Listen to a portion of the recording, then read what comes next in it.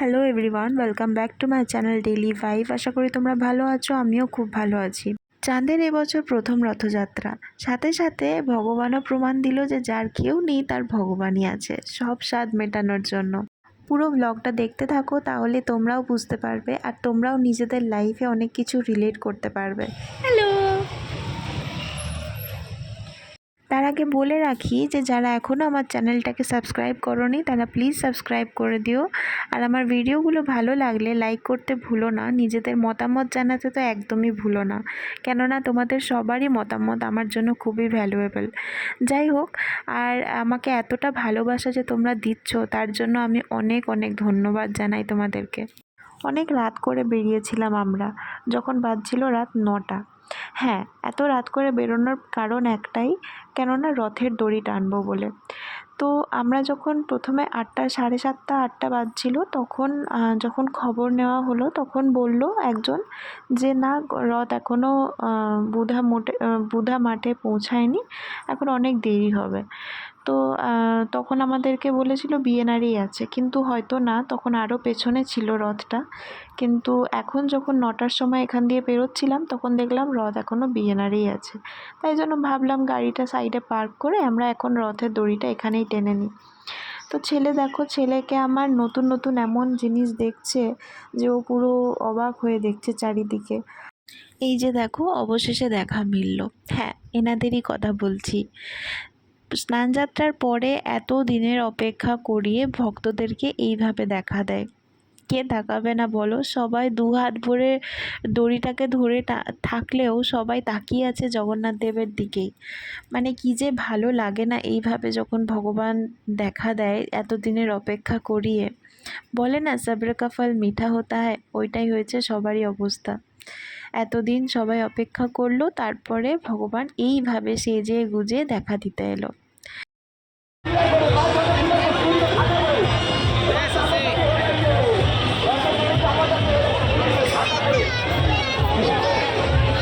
দেখো, বলে না যে বিশ্বাসে মিলাই বস্তু তর্কে বহুদূর, ঠিক সেই রকমই জানো তো। আমার এটা মনে হয়, খুব দৃঢ় বিশ্বাস লাগে এটা, যে ভগবানের যে রথের দড়িটা সবাই টানে, এটা শুধু ভগবানের রথের চাকা ঘোরানোর জন্য নয়, সবাই নিজের নিজের বিশ্বাসকে এই দড়ির মধ্যে বাঁধে আর সেইটাকে টানে যাতে নিজেদের ভাগ্যর চাকা ঘোরে। এটা আমার মনে হয়। আর সেই বিশ্বাস নিয়েই আমরা ভগবানের কাছে যাই, কেননা সবারই মালিক তিনি যা চায় তাই হয়। মানে ভগবানের ইচ্ছা ছাড়া তো কিছুই সম্ভব নয় বলো। তো সেই জন্য দেখো, আমি তোমাদেরকে এবার একটা সিক্রেট কথা বলি, মানে এটা এতটাই ইম্পর্ট্যান্ট তোমাদের সাথে শেয়ার করাটা। হ্যাঁ, অনেকে অনেক কিছু বলে যে ভগবানকে কিছু বললে সেটা যদি হয় তাহলে সেটা লোককে জানাতে নেই, তাহলে সেটার মাহিত্য কমে যায় বা কিছু। আমি এইসব কিছু মনে করি না। কেন জানো তো? কেননা আমার মনে হয় দুনিয়াতে আমার মতনও এমন অনেক মানুষ আছে যার ভগবানের বিশ্বাস বেশি, আবার এমনও অনেক মানুষ আছে যাদের হয়তো বিশ্বাসটা কম। তো তারা যদি আমার এই রকম ভিডিও বা আমার এই ধরনের কথাবার্তা শুনে যদি ভগবানের প্রতি বিশ্বাস জন্মায় তাদের, তাহলে আমি নিজেকে ধন্য মনে করব। সেই জন্যই বলা। বা এমনও অনেক মানুষ আছে যাদের বিশ্বাসকে আরও দৃঢ় করার জন্য আমি এই কথাগুলো বলছি। এই যে দেখো, ছেলেকে এখানে শোয়ানো হলো রথে জগন্নাথ দেবের, এটা নিয়েই আমি তোমাদেরকে বলবো। আগের বছর যখন প্রেগনেন্ট ছিলাম না, তখন রথের সময় খুব বৃষ্টি হয়েছিল আর খুব কাদা হয়ে গেছিলো ওই মাঠে, বুধা মাঠে। হ্যাঁ, তো তখন না আমি মানে জগন্নাথ দেবের রথের কাছে আমার পৌঁছানোটা খুব ডিফিকাল্ট হয়ে গেছিলো, যেহেতু আমি প্রেগনেন্ট ছিলাম আর এত ভিড় ছিল। তবুও গেছিলাম কষ্ট করে। তো যেমন প্রত্যেকটা প্রেগনেন্ট মহিলা নিজেদের বাচ্চাদের জন্যে প্রে করে, আমিও ঠিক তাই করেছিলাম। আর বলে এসেছিলাম যে পরের বছর যেমন ছেলে হোক বা মেয়ে হোক, যেই হোক, আমি যেমন তোমার রথে এসে ওকে দড়ি টানাতে পারি আর মাথা ঠোকাতে পারি। তো এই বছর যখন চাঁদকে দিয়ে ঠিক সেমভাবেই সব জিনিসটা হলো, আমার ঠিক আগের বছরের কথাটাই মনে পড়ে গেল। আর ওখানে দাঁড়িয়ে দাঁড়িয়ে আমি ওটা ফিল করছিলাম, জানো তো, যে ভগবানকে ডাকতে গেলে না সত্যিকারের মনটা থাকা খুব দরকার। আমারই এমন অনেকবার হয়েছে যে এমন অনেকবার মনে হয় যে হয়তো ভগবান আমার কথা শুনছে না বা আমার কথা হয়তো শুনতে চাইছে না।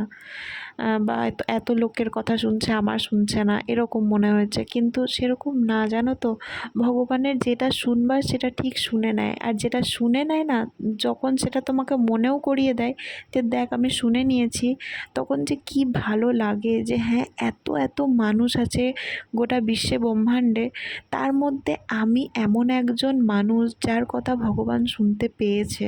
মানে নিজেকে তখন খুব লাকি মনে হয়। তোমাদের সাথে কথা বলতে বলতে দেখো রথের মেলায় পৌঁছে গেছি। আমরাই আগে পৌঁছেছি। জগন্নাথ দেব এখন অনেক পেছনে। হ্যাঁ, তিনি এখন পুরো আসানসোল ঘুরে তারপরে আসছেন। আমরা ততক্ষণ ভাবলাম যাই একটু আনন্দ করে নিই মেলাতে। আর এত লম্বা লাইন দেখে তোমরা ঘাবড়ে যেও না, এটা হচ্ছে প্রসাদের লাইন, খিচুড়ি প্রসাদ। সবাইকে লাইনে দাঁড় করিয়ে তারপরে হাতে হাতে দেওয়া হচ্ছে। তোমার ছেলে শিক্ষা দিয়ে গেল যে সবসময় হচ্ছে শ্রেষ্ঠ।